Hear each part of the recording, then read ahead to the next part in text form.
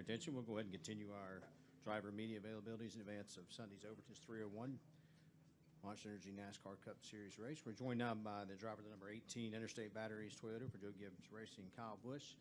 And Kyle, given the relative limited amount of time, I'm going to go ahead and open up to questions from our media. All right. We'll start right up front here. Go ahead, Rich, and then we'll go right over here to Brad. Hi, Kyle. Rich Thompson, Boston Herald.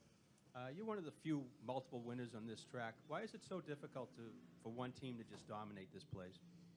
I think it's challenging just because the effect of traffic and, sometimes not being able to get through traffic as well as you want to, and, being challenging with the aspect of being able to pass here. There are some times where the guys that do have really, really fast race cars can pass and get through traffic okay. And get back to the front, but that doesn't seem to happen year after year. It's not like you can just shelf a car and put it to the side and say, that's our Loudon car, we're going to bring that thing back, and it just doesn't quite work that way. So, the things change around here with tires and the way you get around here, the bumps change and the character of the racetrack changes. So, with one guy's set up 4 years ago might be good 4 years from now, and that's an 8-year span. So, or vice versa, it just might be that you were good here 2 years ago and you've kind of lost what you had that was good because the track has changed on you.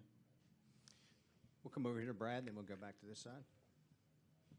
Brad Norman with NASCAR.com. Kyle, you've got Eric coming on board as your teammate next year, and you I don't know if you discovered him or found him, but you certainly have a long history with him. You helped develop him certainly in your truck program. Is it gratifying for you to see a guy like that early and watch him work his way up and ultimately become your teammate? Yeah, I think the Eric Jones story is certainly rewarding. I think it lends itself to us racing against each other in the super late model ranks. Back in 2011 or 12, whichever year it was. I raced against him at the opening race of the year in January, and then at the end of the year that year in December at the Snowball Derby. And, it was certainly, a welcoming, I guess, to NASCAR for him and being able to have him beat me in that race. But overall, he's done a great job with what he's been given, and being able to put him in the right places with the right people and having him come through the Kyle Busch Motorsports truck program, onto the Xfinity program at Joe Gibbs Racing, and then into the Cup program. That's how you see those feeder programs work. But it's not that you're going to have those feeder programs working year after year because there's not enough seats. You can't have. I did have Eric. I have had Daniel come through our place as well too. But if you look at it now, that's me, Denny, Daniel, and Eric. So either myself or Denny are the next two out if I continue to feed them through KBM as quickly as I have been. So, we're watching our backs, that's for sure. But overall, it's been a neat experience. It's been a fun experience, and having Eric do as well as he's done is rewarding for me, for us at KBM, in being able to see him succeed. We'll come back over here to the right and then to Jerry. Amy Harrop, Race for the Weekly. So last night you tried your hand at a late model at Thunder Road. So can you describe that experience and what went into planning that and how cool that was to be there? Yeah, it kind of came together really quickly.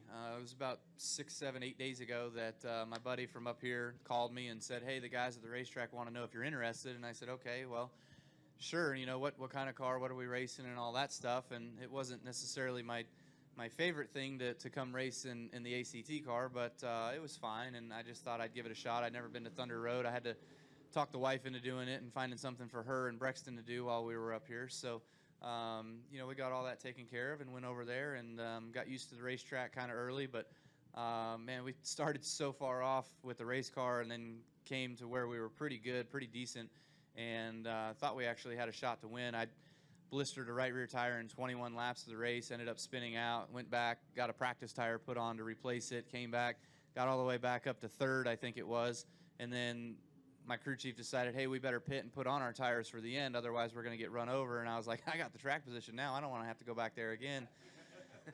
But anyways, I listened to him and went back in traffic and worked our way back up through, and I think we got up to as high as 5th or 6th, and then on a restart, I have no idea what the guy next to me was doing, but he just flat out drove right through me, put me in the front stretch wall, which made me climb the wall, and because the wall's off camber to the racetrack, so I climbed the wall and then got off the wall, spun around, and everybody else missed me. That was behind me in the field, but after that, everything was knocked out of place with the car. The steering wheel wasn't right, it didn't feel right, and so it just was, we were done for the night. So, you know, may have an opportunity to come back. We'll see. We'll see what the racetrack wants to do, and you know, and what'll happen next year. It was certainly fun.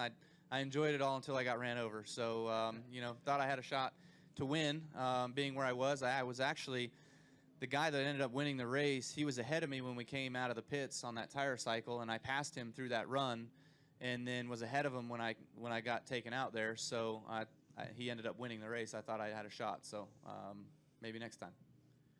We'll stay over here to your right to Jerry. Jerry Jordan, KickingTheTires.net, PRN. Well, you have had a lot of success at the track we're going to next week. Can you talk about going into Indianapolis with this new package and the stage racing? You looking forward to your success going back there?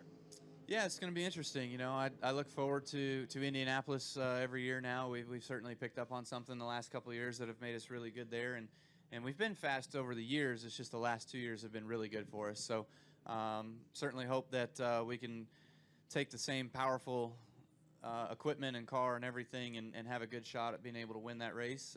You know, we would certainly like to get it 3 in a row. That would be nice. That'd be special. That'd be something unprecedented no one's ever done. So I look forward to that and seeing what this new aero package at Indy has in store for us.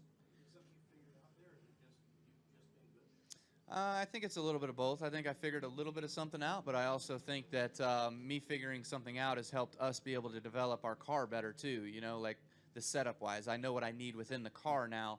That makes you faster at Indy than what I had been running in the past. We're going to go to the left rear here to Zach, and then Jeff, and then come to Pat. Zach Tanzwetti, Fun Touch. Obviously disappointed that Matt's out of the 20 car for next year. Do you see him getting an opportunity in the Cup Series? Dale Jr. said that he feels pretty good that he will. What are your thoughts on his career for next year? Yeah, I mean, certainly, I said last week, you know, Matt and I have had a great relationship since we've been in this sport. We've, knock on wood, we've never had any issues with one another. We've never gotten into it, and so I hope to keep it that way. You know, he's been a fantastic teammate. Denny and I actually courted him when we knew Joey was leaving, and so we wanted some experience in there. We wanted somebody that we knew would be capable of contending with us and racing for championships, and so, you know, it was cool that we could have him join us. It's unfortunate that we're at a cap, and we can't continue to grow the organization at Joe Gibbs Racing. But you know, it's tough to see Matt step aside and not be able to race with us any longer. As far as where he goes from here, I have no clue. Literally, I try to pay as little of attention to silly season as I possibly can, as long as it doesn't endure me. So, you know, I certainly hope and would like to think that Matt Kenseth can find a ride, because I think he's got another whatever he wants to race in him, and I'm sure that he believes that's probably another 3 years or so at least. And so if he can find that, man, then I'd love to still have him out there and race against him every Sunday. We'll go to Jeff and then Pat. Jeff Gluck from jeffgluck.com. It looks, Kyle, like there's a middle strip of VHT on the track that's fairly wide, and then there's some sort of a smaller strip down at the very, very bottom. Is that what you were hoping for, and what kind of input did you have in that process? I think what they were just trying to do is we always run that one lane here, which I call it the middle lane, you know, and so they were just trying to widen the racetrack a little bit and give a little bit more opportunity for us to be able to run side by side and not just feel like we're crashing here all the time or running into each other on restarts and whatnot. So I don't know. Until I get out there and feel it out, we'll see how it goes. But it was discussed through the driver council, and I like it when they do that instead of just spurring it on all of us when we get to the track. So then if it doesn't work, then it's just their bad idea. But at least if it's the council's involved, then it's all of our bad idea. So you know, as of right now, we'll just have to wait and see until we get out there. Come right up here to Pat, please. Pat DeCola, NASCAR.com. Kyle, with the success of the Gibbs and KBM feeder programs like you mentioned, would you like to see that 4-team cap at the Cup level eventually reassessed maybe? Yes and no. I mean, it's hard to reassess that, because if we continue to grow to 5 or to 6, then that means you're probably taking away from the other teams that are lower on the stables. So it's a double-edged sword, you know. Obviously, you want to have more good teams out there. That's going to elevate the sport. It's going to make the sport stronger and tougher. But you're not going to have as many new owners coming in because they just feel defeated before they even get started. So you know, that's kind of where you're at and where the balancing act has to take place. So that's in NASCAR's hands. Stay on the left side and go back here to Dustin. Dustin Albino, FrenchDash.com. Kyle, talking a little about your truck team, how do you think Noah's progressed so far throughout the season? I think Noah's progressed well. You know, it certainly started out shaky and rough, you know, at Atlanta. And, you know, we had a practice spin at Charlotte and Kansas. Can't remember what happened. I think he was just kind of a little bit off the pace at Kansas. But he's really good at the short tracks. You know, Martinsville was good. Iowa was good. Gateway was okay. They had to start in the back because we had an issue under the hood. That was our fault. So, you know, but last week was probably the most impressive to me at Kentucky.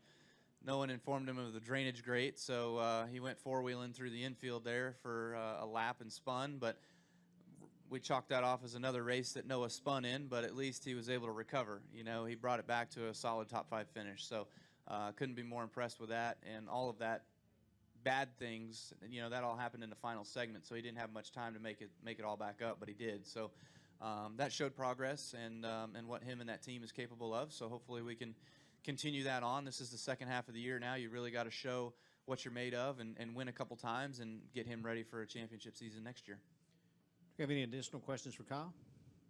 We'll go right back here to Nate. One more to Jerry up front. Nate Ryan, NBC Sports. Kyle, at Kentucky, there was one point where I think Adam Stevens was asking you, what can I do to fix the car? And you were like, I don't know. It's the same things every week.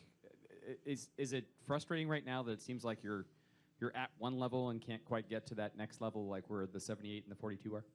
Yes, it certainly is. You know, each week we go to the racetrack hoping that we have prepared the best possible car we can, that it's the #1 car, that it's going to be a half a second faster than the field. But in all reality, when you get out there and you get to the racetrack, you know, your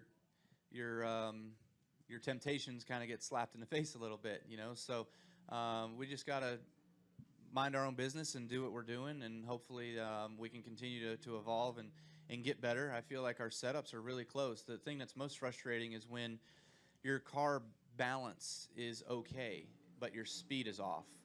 You know, so when your car balance feels good and you don't have any speed, there's nothing you can do to fix it. You know, but when your speed is there and your car balance is off, and you have something that you can fix to make your car faster, then you've got a chance. So we're kind of on the first end of the spectrum right now, where the cars are driving pretty good. It's just that's as fast as I can make it go. It won't go any faster. So we're just limited a little bit, and you know, we just got to continue to work on speed and see what we're missing. And obviously, it's the